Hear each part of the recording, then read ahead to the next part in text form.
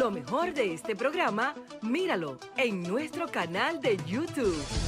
Búscanos en YouTube como Sol FM, Sol 106.5, una estación RCC Miria.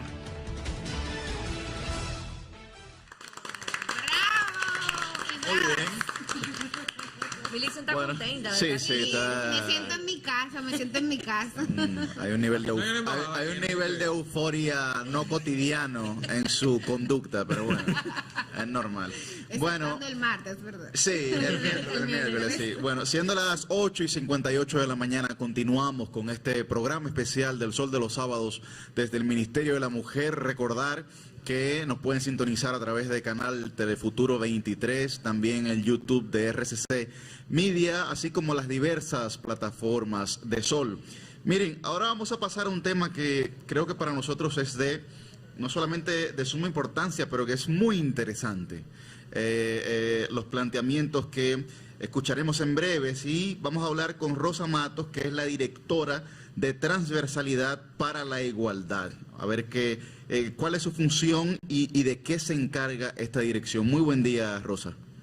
Muy buenos días, muchísimas gracias por tenernos aquí el día de hoy.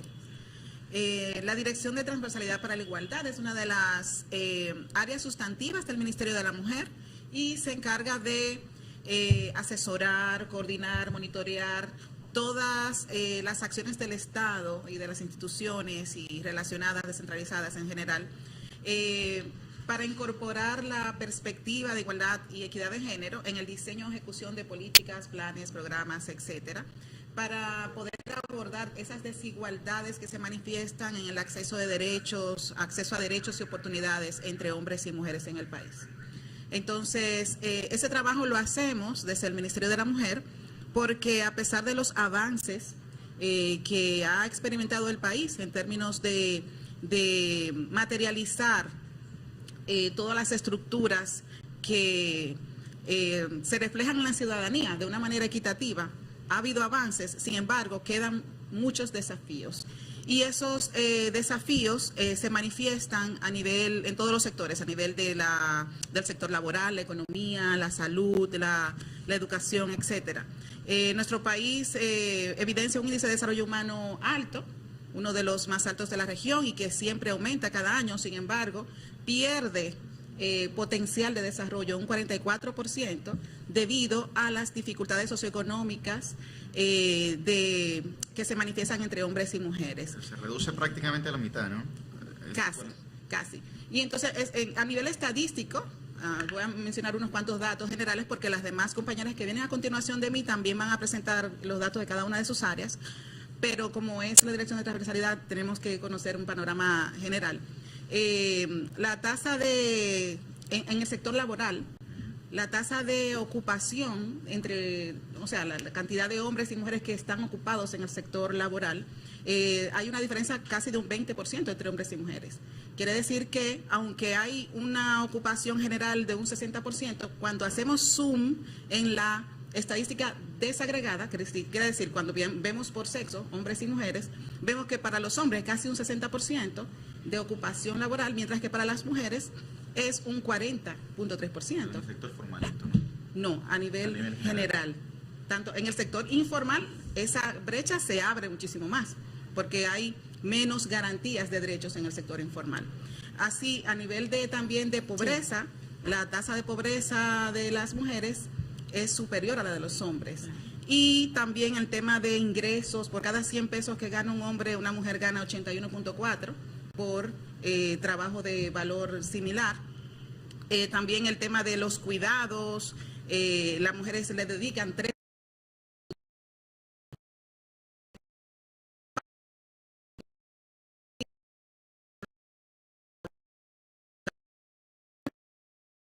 por la ley 8899 se crea el Ministerio de la Mujer, porque hay una situación de desigualdad, o sea, hay normas que la Constitución reconoce el derecho a la igualdad en su artículo 39, o sea que hay un marco jurídico que protege la equidad y la igualdad entre hombres y mujeres. Sin embargo, cuando nos vamos a cómo se manifiestan en la vida real, cómo las estadísticas revelan la situación de las personas, vemos un número agregado y te da un valor, pero cuando tú desagregas por sexo, tú ves que hay una gran diferencia entre cómo las mujeres acceden a estos derechos y cómo los hombres acceden a estos derechos. Entonces, precisamente por esa razón es que existen todos estos elementos jurídicos, normativos, que tratan de abordar estas dificultades y que le asignan al Ministerio de la Mujer este rol de defensor, de articulador de acciones entre todas las instituciones del Estado.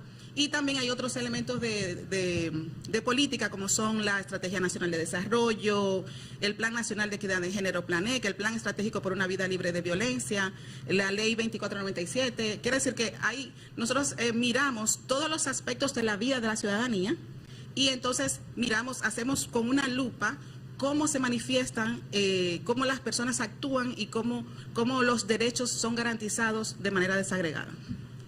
Bueno, ahora será un placer escuchar a Melina Sáez, quien es, y lo digo con todo conocimiento, una de las mujeres abogadas con mayor formación a nivel de perspectiva de género, y fíjense que es una persona joven, de modo que también representa y demuestra que la juventud es capaz. Melina tiene que ver con la agenda legislativa, y la agenda legislativa a favor de garantizar derechos de las mujeres implica muchísimo trabajo. Melina, por favor, comparte con la audiencia de Sol de los Sábados, que esté en sintonía en este programa especial, ¿de qué va tu día a día aquí en el Ministerio? Muchas gracias, Millicent, y muchas gracias a todos y todas en el programa, sobre todo por, ¿verdad?, la apertura y la bienvenida. En Agenda Legislativa para la Igualdad es el departamento del Ministerio de la Mujer que se encarga de impulsar las reformas legales para la garantía de los derechos de las mujeres. Eso de manera general es bastante complejo, tanto por la situación jurídica y política natural de la historia de las mujeres y su condición jurídica. Eso es uno. Y dos, porque las leyes nunca han sido neutrales al género. Entonces, lo que se establece en la ley tiene implicaciones que impactan de una forma u otra o en mayor o menor medida a los hombres y a las mujeres de manera diferenciada. Es por eso que la aprobación de leyes específicas o la transversalidad de género en los marcos legales y normativos es tan importante, que conlleve ese estudio de ese análisis de género, de cómo impacta de manera diferenciada a los hombres y las mujeres, porque como bien decía Rosa, el acceso a derechos es diferente y por tanto desde la ley la implicación debe de verse. Y en Agenda Legislativa entonces trabajamos desde tres grandes líneas. La primera es apostar a las reformas legales por ejemplo, y me dijeron, no te pongas tan técnica, por favor, ejemplifica.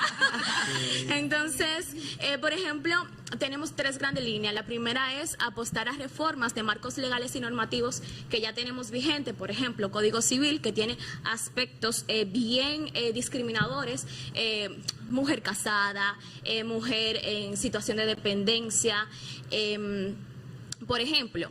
En el 2021 tuvimos la prohibición del matrimonio infantil. Eso fue una modificación al artículo 144 del Código Civil, porque establecía hacía una distinción entre que las niñas se podían casar.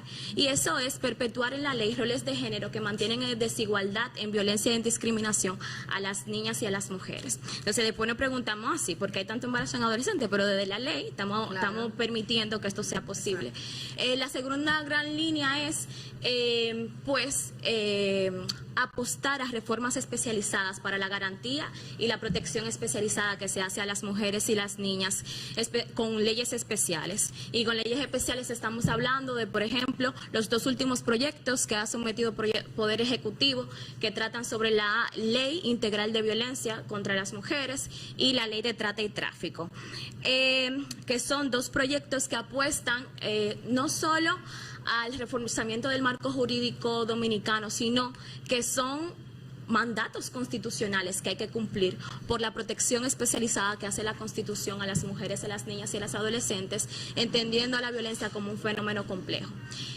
y la ley de trata especialmente, pues actualizarla sobre los modos y medios en los que se hace la trata actualmente y que nos mantiene como uno de los países en el Caribe con mayor flujo y con mayores víctimas de esto. Asimismo, hemos trabajado, por ejemplo, o logramos la aprobación del convenio 156 de la OIT, que es de las responsabilidades de los trabajadores y trabajadoras con responsabilidades familiares, que apuesta a la conciliación, a la corresponsabilidad, a que se amplíe la licencia de paternidad para que los hombres puedan ejercer su derecho al cuidado.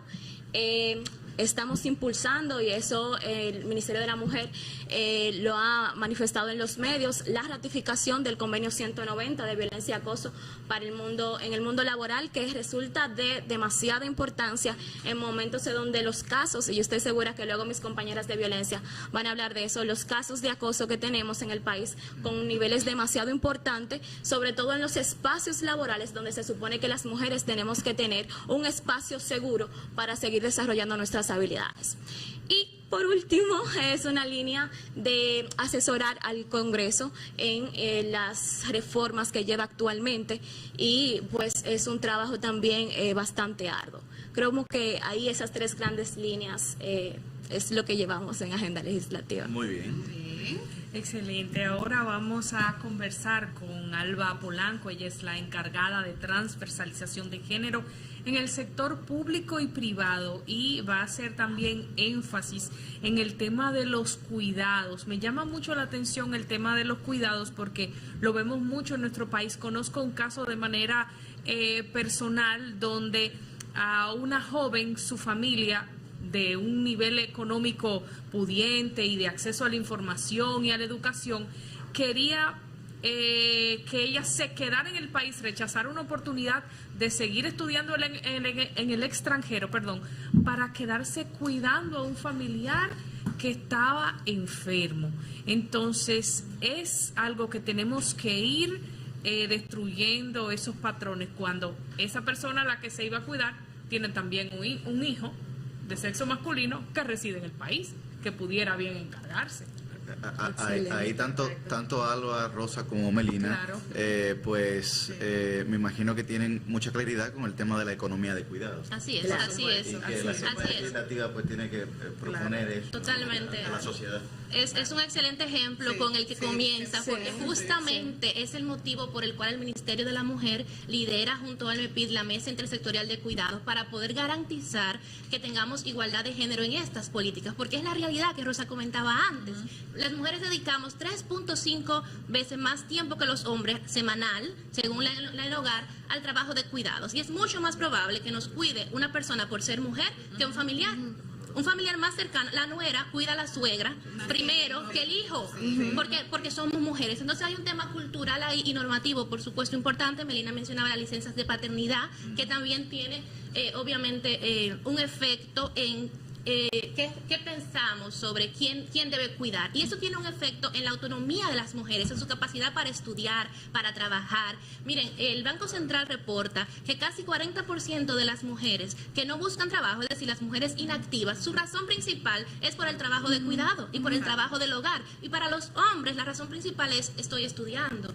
Entonces ahí vemos una diferencia que viene de que entendemos como sociedad que las tareas del hogar, que cuidar de un adulto mayor, que cuidar de un niño pequeño es responsabilidad de las mujeres. Personas Y nosotros con discapacidad también. Dígame.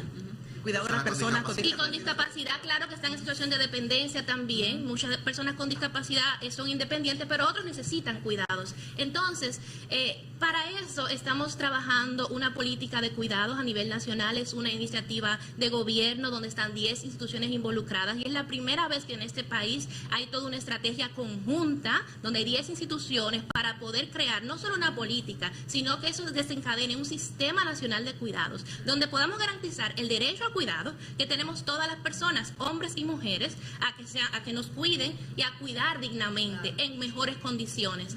Y para eso, pues como decía, hay 10 instituciones. Estamos trabajando la parte normativa, que mi compañera ya se refirió a ella, pero también la parte de comunicación, la parte educativa y de formación, porque tenemos que cambiarnos el chip, tenemos que estar claro que esto es una responsabilidad compartida, y estamos trabajando el aumento de los servicios de cuidado para que el Estado continúe asumiendo su corresponsabilidad en esto, que no es solamente de la familia, sino también nuestra como Estado.